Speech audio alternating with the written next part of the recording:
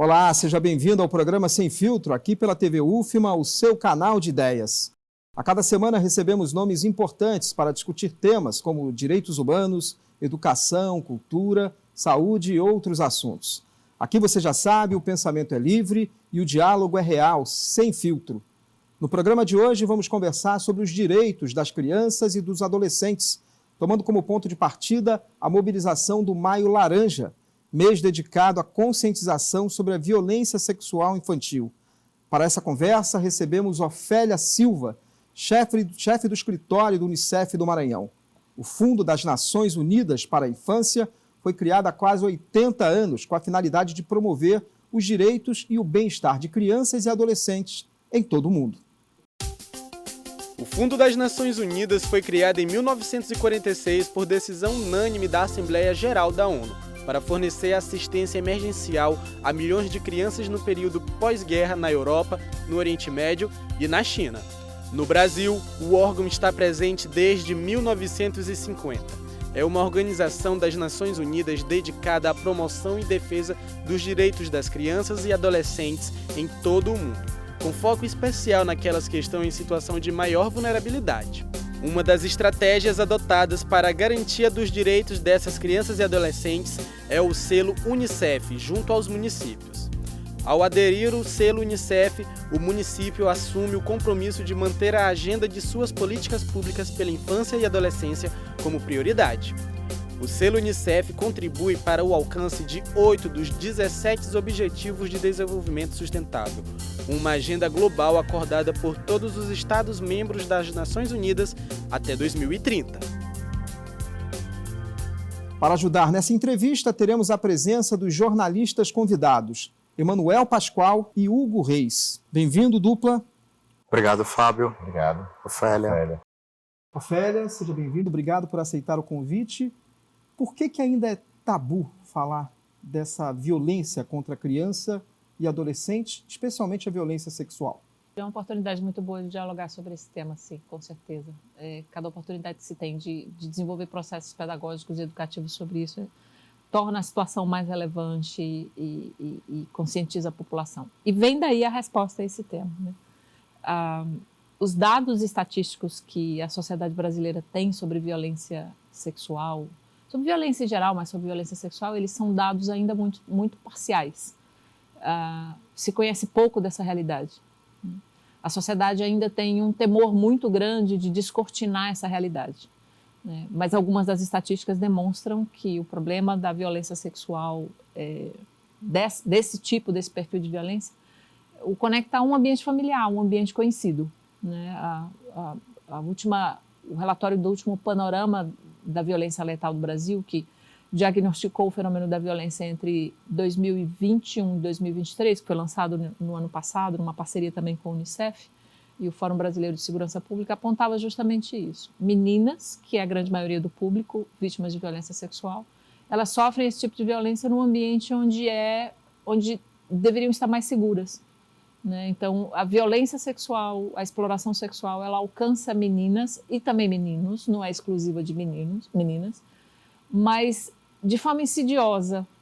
Ela é manipulada, ela é manipulativa, ela se esconde atrás de uma capa de proteção, ela está escondida por trás de ambientes não revelados, ela se beneficia da não investigação, da não denúncia, é uma violência que se beneficia da dúvida sobre a palavra da vítima, é uma violência que se beneficia do machismo, da misoginia. Então, é um fenômeno bastante complexo e que acaba derivando nisso que você fala, que falamos pouco sobre essa violência, conhecemos pouco sobre essa violência, temos poucos dados estatísticos e temos muito preconceito na nossa sociedade para enfrentar isso de forma competente. A gente também não pode dizer que, do outro lado, temos que levar a termo todos os tipos de acusação e responder de forma agressiva. Não precisa ser inteligente, estratégico, ter dados estatísticos. Isso pede tempo, investimento de políticas públicas, inteligência estratégica também. Emanuel?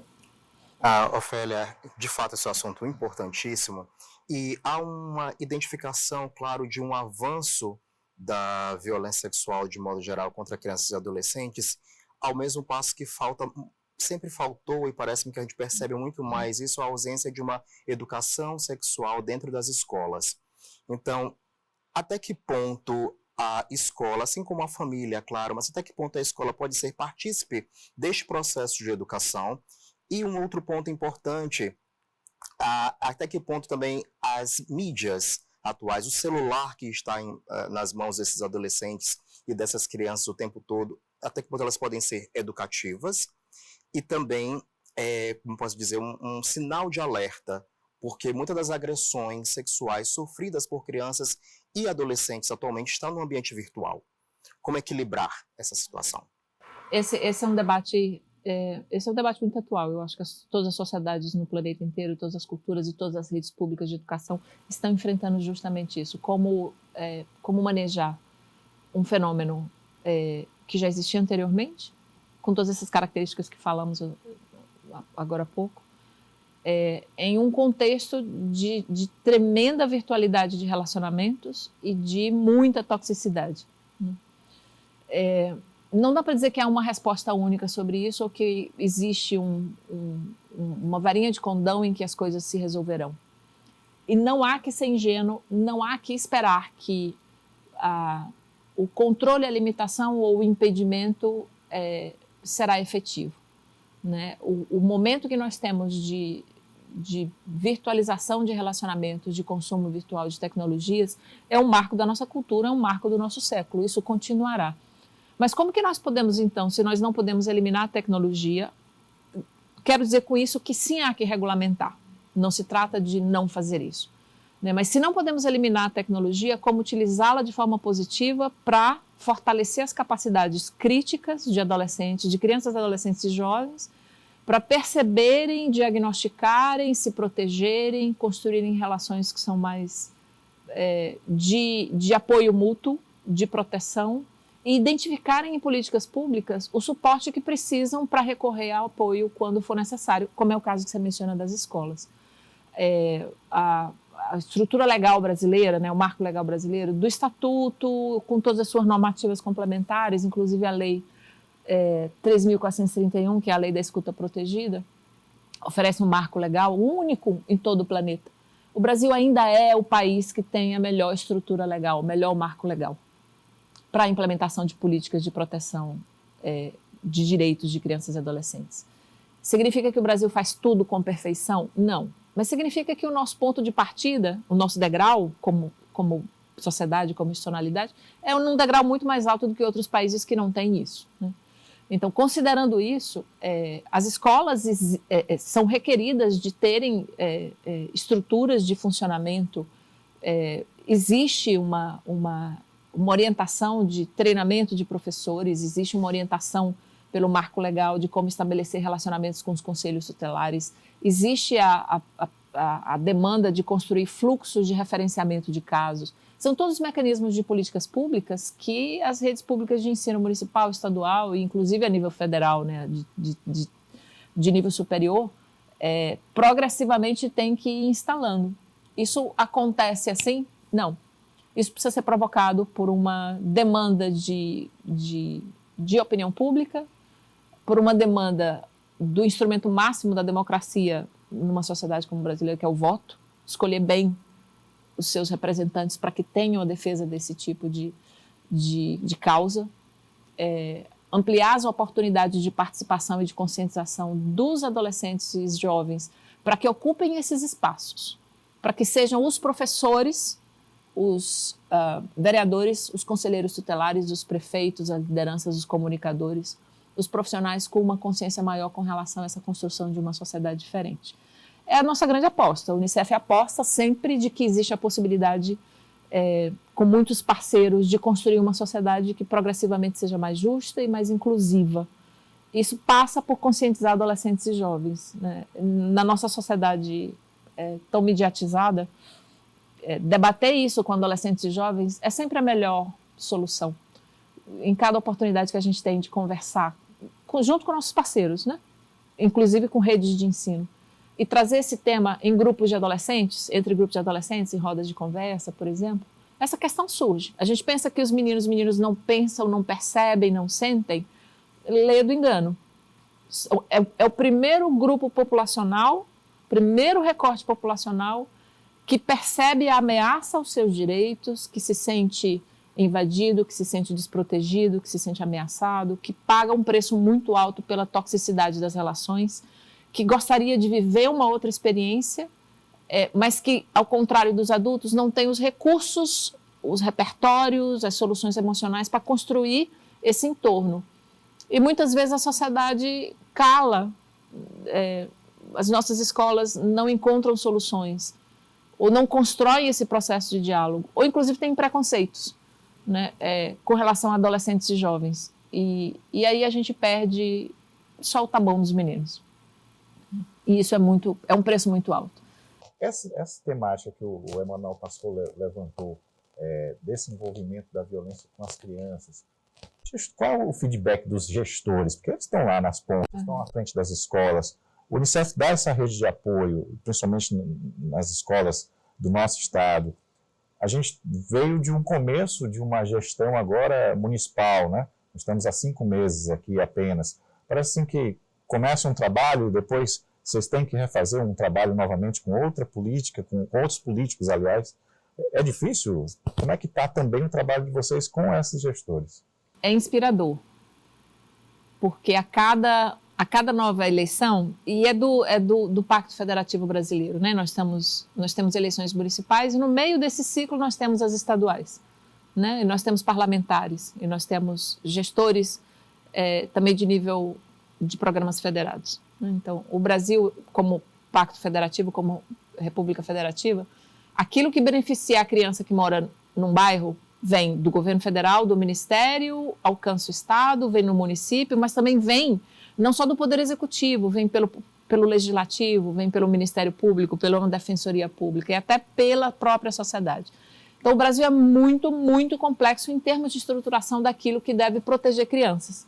Mas é justamente por isso que o Estatuto diz que criança é uma tarefa de todos, é uma tarefa coletiva, né? Inspirado nisso, nessa lógica brasileira. É daí também que se deriva a ideia de que o Brasil tem um tecido social, institucional, um marco legal muito condizente para essa construção. Porque mesmo que nesse tecido social uma dessas pontas falhe, há outras, né? Então, a possibilidade que essa criança, adolescente, que vive uma experiência de violência, de abuso, encontrar proteção, encontrar apoio, numa lógica brasileira como nós temos, é muito maior. Isso é muito interessante. A gente tem alguns programas que vão justamente nessa direção, como apoiar escolas, como apoiar prefeituras, né, nesse sentido das políticas públicas que universalizam direitos. Uma delas, por exemplo, é o selo Unicef. A gente está começando agora, em 2025, uma nova edição do selo Unicef. Ele acontece a cada 4 anos. O prefeito eleito pode aderir ao selo Unicef e durante 4 anos ele recebe apoio do Unicef, de parceiros, de especialistas, para melhorar justamente políticas públicas como essa. O que implica o nosso trabalho em termos de melhoria de política pública, né? Então, o ponto de partida é esse diagnóstico. O que a gente pode fazer durante 4 anos para deixar uma pegada suficientemente sólida para a próxima gestão continuar sobre ela, né? Então, não se trata de recomeçar a cada 4 anos, ao contrário. O que a gente pode e precisa fazer de solidez para que a cada nova gestão a gente, ao invés de restartar tudo, a gente continue a subir a escada, né?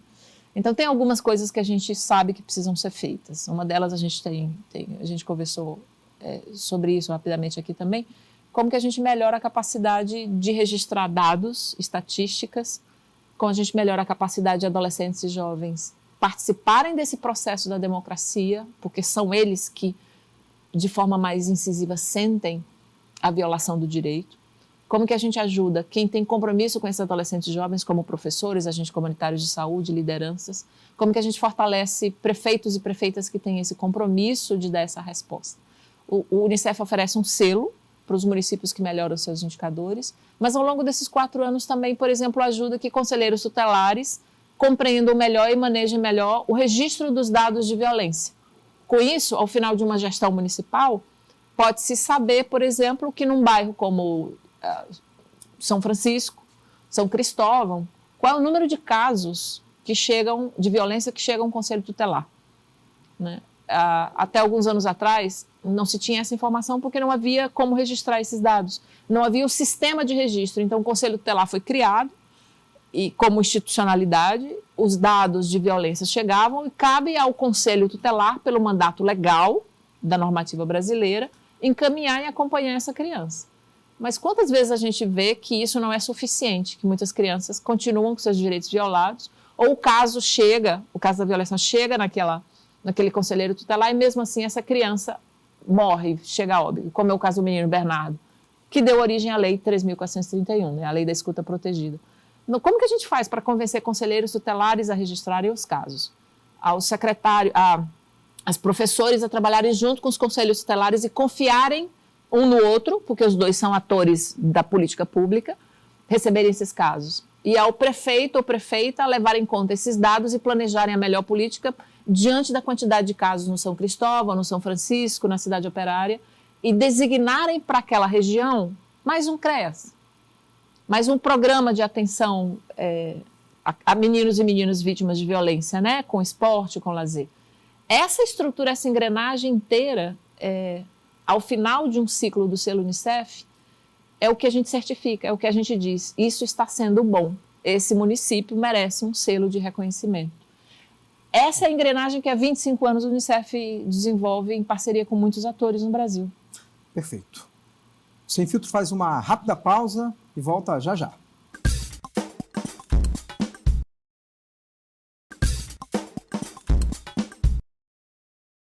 O Sem Filtro está de volta aqui pela TV UFMA, o seu canal de ideias. Hoje conversando com Ofélia Silva, chefe do escritório do Unicef no Maranhão. Para essa entrevista eu tenho a companhia dos jornalistas Emanuel Pascoal e Hugo Reis. Ofélia, eu queria avançar um pouco mais nesse tema de abuso e exploração sexual de crianças e adolescentes para falar do papel da escola. O Emanuel até chegou a fazer essa pergunta, né? É o primeiro espaço de identificação, muitas vezes, do que está acontecendo, no caso de percepção dessa violência, desse abuso, dessa exploração. E, além disso, como é que pode ter a certeza essa criança, esse adolescente, ou a família dessa criança e desse adolescente, muitas vezes, de que essa denúncia vai ser feita, mas que não haverá uma exposição da criança, do adolescente, que eu acho que muitas vezes deve ser a preocupação de muitas dessas denúncias. Como costumamos descrever uma situação como essa, né? Então, para enfrentar a violência, nas três dinâmicas de uma situação, de um caso de violência, você precisa fazer a investigação para responsabilizar o agressor, você precisa prevenir que ela se repita, ou seja, evitar a repetição, e você precisa proteger a criança ou adolescente que foi a vítima daquela violência, né? Então, basicamente, em termos gerais, falamos dessas três dimensões. Nessas três dimensões, nós estamos falando de estruturas de política pública que precisam estar integradas trabalhando nisso, né? A denúncia precisa chegar aos canais adequados para que seja investigada, os procedimentos jurídicos de investigação, de coleta de evidências precisam ser conduzidos para responsabilizar quem seja o agressor. Isso precisa acontecer num tempo adequado, né? A criança ou adolescente vítima de violência não pode ser exposta, sua família também tem que ser protegida, né? E as estruturas em torno dessa comunidade têm que ser revisitadas, as estruturas sociais de relacionamento têm que ser revisitadas, revisadas, para evitar que isso aconteça em outras situações. A gente está falando dessa engrenagem do Conselho Tutelar, dos órgãos de segurança pública, as polícias, a gente está falando de institutos de investigação que coletam evidências, a gente está falando de Tribunal de Justiça, de Ministério Público, de Defensoria Pública, a gente está falando de escola, a gente está falando de comunidade, a gente está falando de profissional de saúde, ou seja, voltamos de novo a políticas públicas, a todas as políticas públicas. E o que é que nós temos no Brasil hoje? A gente tem uma lei que diz, que é a Lei 3.431, as crianças que são vítimas ou testemunhas de violência merecem ser atendidas, nesses casos, quando são vítimas ou testemunhas de violência, por um conjunto integrado dessas políticas, para evitar justamente isso que a gente está colocando, que aconteça isso dessa forma. Essa estrutura existe? Não. Existe a lei. Então, como existe o estatuto? O estatuto determina que as crianças sejam protegidas, que todas elas tenham direito à educação, à saúde. Todas têm? Não. Mas não é por isso que a gente vai dizer que a lei é ruim. ruim é a nossa capacidade de não implementá-la, né?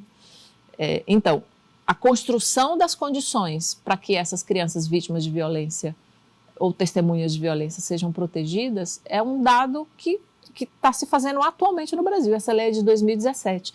Eu costumo dizer que ela é a segunda lei mais importante para a infância desde o Estatuto, porque ela estabelece, com base em casos reais, o quanto as estruturas e os aparatos de proteção contra a violência no Brasil estão falhando. A gente chama essa lei da lei da escuta protegida. Ela recorrentemente, nos últimos anos, antes de 2017, que foi o ano que se instaurou essa lei, havia essa demanda para que se fizesse isso, porque você via que crianças chegavam nas estruturas da política pública, no posto de saúde, com sinais físicos de agressão, grávidas, ou que tinham apanhado, ou que tinham sido violentadas. Chegavam na escola com os sintomas dessa violência, ou na própria comunidade, nos grupos religiosos, ou entre seus pares, enfim, entre seus colegas, relatavam as situações de violência, né? E os conselheiros tutelares também recebiam as queixas e as denúncias, né, sobre isso. E aparentemente ninguém conseguia impedir a recorrência dessas situações. E como a gente vê em muitos casos na imprensa, de repente se anuncia que uma menininha, um menininho de 2, 3, 5, 9 anos veio a óbito, morreu assassinado, morreu violentado. E quando você vai ver o caso, o conselheiro tutelar daquela comunidade, daquele bairro, sabia. Tinham levado ele para o hospital, né? A escola sabia que aquela menininha estava assim. Enfim, a vara da família recebeu o caso em uma queixa há algum tempo atrás. Então, havia alguma coisa muito errada na nossa estruturação de integração das políticas públicas, porque os casos estavam chegando nos radares das políticas públicas que têm a responsabilidade legal de proteger, mas não estavam conseguindo dialogar. Então, um caso específico de violência, no caso sexual, por exemplo, chega um conselho tutelar que deve reportar, que deve reportar o caso para uma unidade de proteção, ou é identificado, por exemplo, no diagnóstico de um exame pediátrico ou numa unidade de saúde e tudo. Como é que esse caso se desenvolve? Dali ele vai para onde, né? A tendência em relação a essas situações é que os atores envolvidos fiquem bastante indignados, e compreendemos, mas essa é a pior medida possível em termos de ação, né? É preciso haver um fluxo legal reconhecido de como encaminhar esses casos. A tendência é, no ato da sua indignação, uma escola, uma unidade de saúde ou um grupo que entra em contato com um caso como esse, tentar averiguar, investigar se é verdade, se não é verdade, se é exagero, se foi o pai, se foi o vizinho, chama todo mundo, pega, bate, é uma tragédia. Ou pior, fulano você sabe no grupo de WhatsApp. Aquele caso, aquela situação assim, assado, e pronto, a cidade pequena ou o bairro inteiro já sabe que aquela menina ou aquele menino assim, assado. Ou, ainda talvez uma situação ainda mais grave, o agressor é alguém poderoso, conhecido. Como é que você faz para lidar com uma situação como essa? Então, a gente tem efetivamente o marco legal adequado, a normativa institucional, o mandato, o orçamento, os equipamentos públicos, mas nos falta capacidade institucional de fazer a ponte entre esses atores de forma adequada, recorrente, consistente, com dados. A informação que deve seguir de um ator para outro não é a fofoca, não é a descrição do caso em minúcias, né? Não é aquela curiosidade mórbida de ver como foi que isso aconteceu, não é colocar em dúvida se a menina está falando verdade porque vê como ela é namoradeira, porque isso assim, porque isso assado. Então, todas essas coisas a gente tem que tirar da frente da gente e é o que a lei faz, para que a criança seja realmente protegida nesse caso. Na verdade, Ofélia, quando tu relata pra gente, descreve pra gente esses relatos, né, de realidades, talvez quem está nos assistindo fique se perguntando, e onde estão os avanços, onde é que nós podemos observar, onde é que nós podemos identificar os avanços na política de construção e proteção da infância aqui no estado do Maranhão. E ao longo dos anos, você já está à frente há bastante tempo no Unicef, aqui no Maranhão e Piauí, ao longo dos anos, obviamente você viu, por exemplo, crescer a adesão dos municípios ao selo Unicef. Conversamos rapidamente sobre ele ainda há pouco, sobre o selo Unicef, que este ano, inclusive, 2025, para os próximos anos, traz uma vertente, vamos colocar dessa forma, inédita, que é a partir de uma linha de proteção à população quilombola e aos indígenas. E aí eu te pergunto, primeiro eu queria entender de onde surgiu essa ideia e também, a partir do relato que tu fizeste, saber se os municípios conseguiriam garantir essa proteção, os municípios e as políticas públicas. Atualmente eles estão caminhando no caminho certo? A gente tem alguns indicadores. É super importante entender uma questão, que é assim, a estruturação da proteção dos direitos humanos, não só em São Luís, no Maranhão, no Brasil, mas na humanidade, ela é uma construção processual. É super importante entender que a proteção da pessoa humana como um ser intitulado de direitos, ela não é um dado objetivo e inescapável da realidade. Ela é uma conquista de todo dia, né? E a gente vê isso com muita frequência. Não raro os direitos humanos são ameaçados. Não raro alguém ou algum processo na humanidade chega e solapa esse direito, né? Então, é uma conquista de sempre. Então, não há respostas, como no interruptor, que alguém chega com uma solução, o Unicef, ou um especialista, ou um órgão, acende uma luz, toca aqui o interruptor, acende a luz, está tudo resolvido. Isso não existe. Então, é uma construção processual. Precisa de indivíduos, precisa de compromissos, precisa de institucionalidade, precisa de marco legal, precisa de orçamento, precisa dos atores da sociedade cobrando esses direitos, votando de forma adequada naqueles que defendem essas causas. Precisa que as pessoas engajadas nisso se tornem representantes de seus próprios grupos populacionais, né? Precisa que mais pessoas estejam debatendo esses temas nos bancos escolares desde o início, né? Então, a proteção de direitos humanos precisa ser algo conhecido por todos os seres humanos no momento em que começam a aprender sobre como viver em sociedade, né? Só vivemos em sociedade de forma pacífica porque o seu direito, o seu direito, o seu direito e o meu são iguais, equivalentes. Existe um Estado e uma estrutura que deve proteger de forma igual a todos nós, né? E aí, nas diversidades, aqueles que historicamente são os mais afetados, excluídos, precisam desse aparelho de Estado para chegar a esse ponto de igualdade, ou de equidade, que a gente chama, né? E aí a gente fala de quilombolas indígenas e outros recortes populacionais, né? De outros agrupamentos populacionais. O selo Unicef, nessa edição, começa a trabalhar justamente isso, internalizando nas rotinas do selo, no apoio a municípios, uma tentativa de fazer com que as políticas municipais cheguem o mais perto possível, implementadas de forma inclusiva, respeitosa, atentiva, atenciosa a direitos, lá onde mora a população que está na beirinha da mesa, que se ninguém prestar atenção é a primeira que cai da mesa. Na área rural, nas periferias, as populações pretas, as indígenas, os quilombolas, né? Esses agrupamentos, esses recortes populacionais. Isso nasceu de uma experiência da edição do selo anterior, muito interessante, foi aqui no Maranhão com relação a povos quilombolas. A gente fez a primeira edição do selo quilombola em Alcântara e Bequimão com povos quilombolas, né? Foi uma proposta que os dois municípios aceitaram de como que a gente pode começar a debater tudo isso que a gente está falando aqui com povos indígenas e povos quilombolas.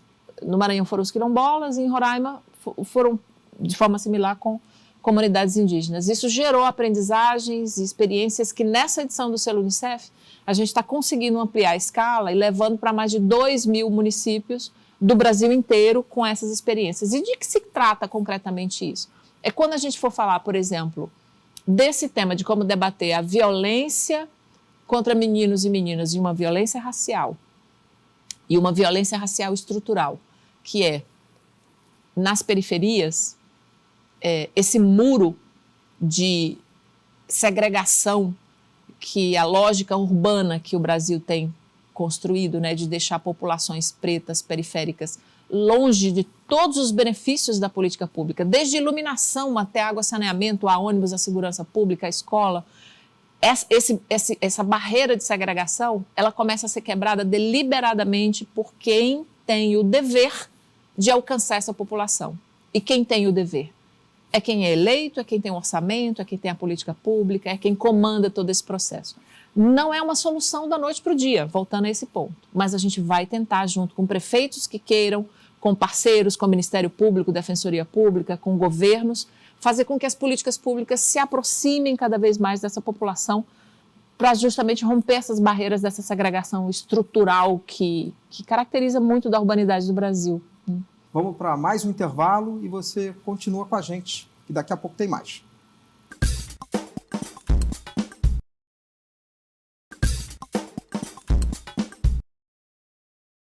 Voltamos para o último bloco do programa Sem Filtro, aqui pela sua TV UFMA. Hoje uma edição dedicada à defesa das crianças e dos adolescentes. A nossa conversa é com a chefe do escritório do Unicef no Maranhão, Ofélia Silva. Ao meu lado esquerdo eu tenho a companhia dos jornalistas Emanuel Pascoal e Hugo Reis. Bom, a gente começa esse terceiro bloco, Hugo, com sua pergunta.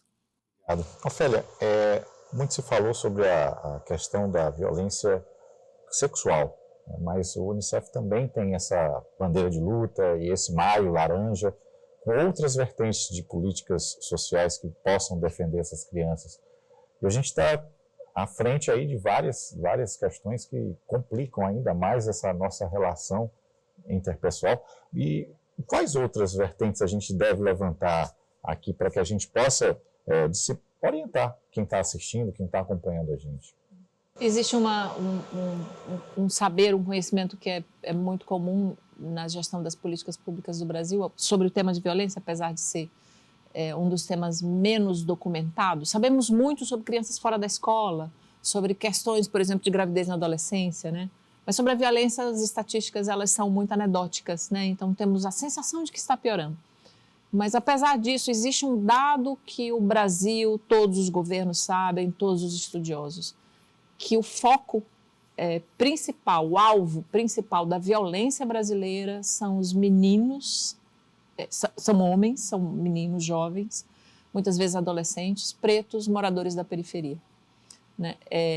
Isso é um retrato da nossa violência estrutural, racial brasileira. Meninos, todos sabem disso, é uma realidade do modelo urbano que tem se construído, se propagado no Brasil, e quando as políticas públicas não vencem essa barreira de segregação, essa injustiça se reforça através da omissão ou da deliberada intencionalidade do preconceito estrutural também nas políticas públicas. A gente sabe, meninos pretos na periferia, numa sexta-feira à noite, numa moto, mesmo que estejam voltando do trabalho, mesmo que estejam chegando da faculdade, mesmo que tenham ido entregar alguma coisa para contribuir, alguma entrega para contribuir com a renda da sua família, correm um grande risco de serem vítimas de violência extrema, de violência letal. Isso acontece, e eu não estou falando de São Paulo e Rio de Janeiro, eu estou falando da nossa realidade urbana, acontece em todos os lugares. Essa é uma realidade que a gente precisa começar a se indignar, conhecer, pesquisar e romper com o lugar comum de dizer que essa vida é descartável, que é aceitável, que meninos, porque são pretos, porque moram na periferia, porque são pobres, porque lutam pelas suas formas de vida, pelas suas expressões de cultura, são dispensáveis para uma sociedade brasileira que pensa que é branca caucasiana. Né? A sociedade brasileira pensa que é caucasiana, mas não é. Né? E isso gera um conflito até dentro da própria cidade, desses jovens que saem da sua localidade onde moram e muitas vezes precisam encontrar as políticas públicas nessa outra parte da cidade, né? Seja o trabalho, seja o estudo, acaba gerando um conflito também de classe nesse sentido? Isso é incrível, isso é uma coisa impressionante. Porque, na verdade, ao segregar, ao construir esse muro, essa barreira para manter meninos e meninas pretas na periferia, ali isolados, a quem se destina, né, o extermínio de suas vidas, seja de forma violenta extrema ou gradualmente, é como se entregasse a eles a falta completa de esperança. Mas são meninos e meninas que têm uma vontade muito grande para quem tem contato com eles. A gente faz isso aqui na Cidade Operária, Cidade Olímpica. É uma das experiências mais exitosas do nosso programa, é exemplar a nível de Brasil, é exemplar na América Latina. Nosso escritório regional no Panamá conhece a cidade operária, conhece o coletivo Meninas Cidadãs, sabe do que está acontecendo ali, né, desse esforço e dessa luta de meninos e meninas para romper essa barreira. Não é que eles querem sair da cidade operária e cidade olímpica, né? Essa coisa do orgulho de ser quem são faz com que superem a vontade de deixar a segregação para passar para o lado da sociedade que parece mais inclusiva, mais justa. Não, a ideia é fazer com que as políticas públicas, a iluminação, a segurança pública, a escola, chegue até onde deve chegar, porque somos todos, são todos cidadãos, são todos detentores de direitos, como a legislação determina. E tem direito à escola, tem direito ao trabalho, tem direito a essa proteção, como qualquer outro menino e como qualquer outra menina da sociedade. Uma das escolas aqui realizada essa ação na cidade operária é a Maria Aragão, correto? Professor Wilson, né? Nossa, Foi maravilhoso. O trabalho desenvolvido lá é fenomenal. Muito lindo. Mas é uma visão interessante essa questão relacionada às periferias, porque, de modo geral, convencionou-se justamente empurrar essa população preta e marginalizada, né, com muitas aspas aí, como a população em geral coloca, para esses pontos específicos, para os locais mais afastados. Que falta, como foi bem dito em outros momentos, falta de tudo. Falta água, falta iluminação pública, é o chamado racismo ambiental, também onde essas crianças, esses adolescentes estão alocados. À época da pandemia da Covid-19, houve também muito desse processo deixando essas crianças e os pais dessas crianças igualmente isolados, o que acabou piorando e muito essas relações e essas construções, e reconstruir este processo vem sendo difícil. A gente está aí 5 anos, né, vivenciando aí essas dificuldades, ainda até hoje se vacina contra a Covid, enfim, são realidades encontradas e que precisam ser corrigidas, e o tempo é quem vai respondendo isso. Essas dificuldades, ao longo do tempo, ainda estão muito presentes. Isso é verdade, é uma recuperação, uma reconstrução de algo que, na verdade, não necessariamente existia antes, mas que é uma aprendizagem, né? A gente precisa colocar alguma coisa melhor naquilo que percebemos que resultou da Covid.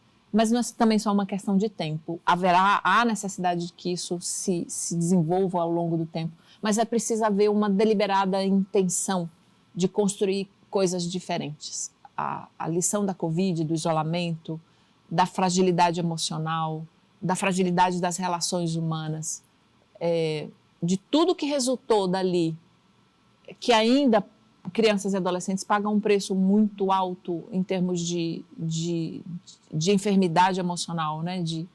de fragilidade, de enfermidades emocionais mesmo, de saúde mental, e que a gente ainda não tem uma resposta para isso em termos de políticas públicas. Um dos maiores desafios, por exemplo, da nossa interlocução, do nosso programa com políticas públicas, é justamente a estruturação de serviços de atenção à saúde mental para adolescentes e jovens. Então, a gente tem capitais inteiras em que, como é o caso de São Luís, que a gente não tem uma capacidade institucional de dar resposta para as demandas de saúde mental que já existiam antes da Covid, que se agravaram na Covid e que não há ainda um processo de recuperação. Não é porque acabou a pandemia, que agora nos vacinamos, que estamos todos bem e vamos voltar para os nossos relacionamentos, né?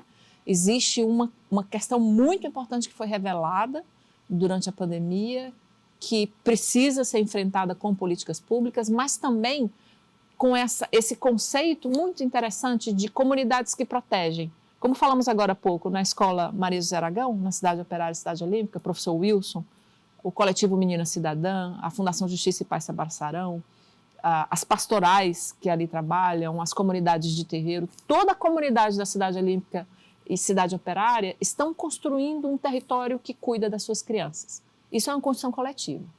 Isso dispensa poder público? Não. Mas é uma escola, ou seja, é um aparelho institucional da política pública, junto com as suas comunidades, aberto permanentemente para acolher crianças e adolescentes. E a Escola Maria José Aragão oferece um exemplo maravilhoso. Eu nunca cheguei, nem num domingo, meio-dia, e encontrei aquele portão fechado. É uma escola que acolhe. Então, é uma resposta no tempo, com institucionalidade, com intencionalidade, com participação da comunidade, com investimento, com método, com integração, que consegue proteger um coletivo de adolescentes e jovens.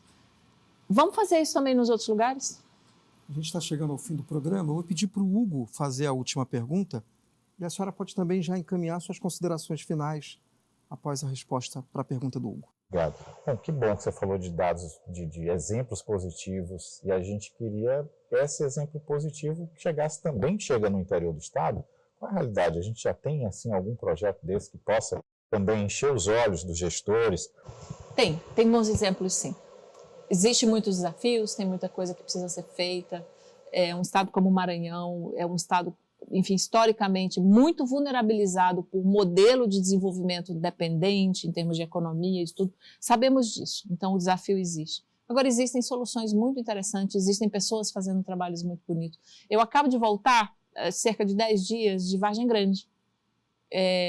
Estamos começando um trabalho em comunidades quilombolas, nas escolas, em alguns municípios do Maranhão, e a gente foi fazer uma visita a Vargem Grande, conversar com o prefeito recém-eleito, com o secretário municipal de educação, e eu fiquei absurdamente, positivamente surpresa com o que está acontecendo em Vargem Grande.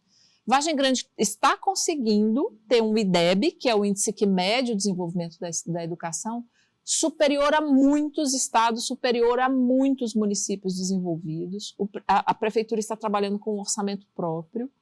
Estão conseguindo assegurar nas escolas que os grupos de alunos, né, as salas, enfim, as unidades escolares tenham acesso ao professor, a um cuidador, a um apoio técnico para o professor e a um psicólogo.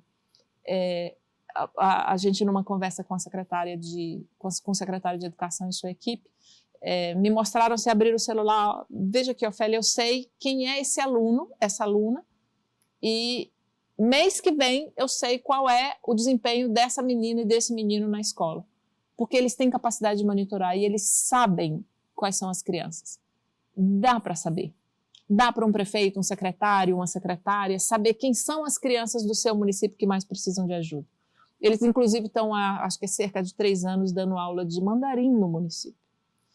Então, tem turmas e turmas já falando mandarim em Vargem Grande. É uma coisa belíssima. E é interior do Maranhão. É maravilhoso. E é com esse exemplo que a gente chega ao fim do programa de hoje, aqui o Sem Filtro. Você pode assistir a reprise dessa edição em nossa programação ou em nossas redes sociais.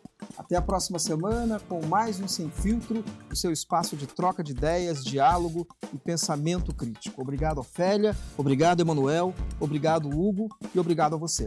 Até a próxima semana.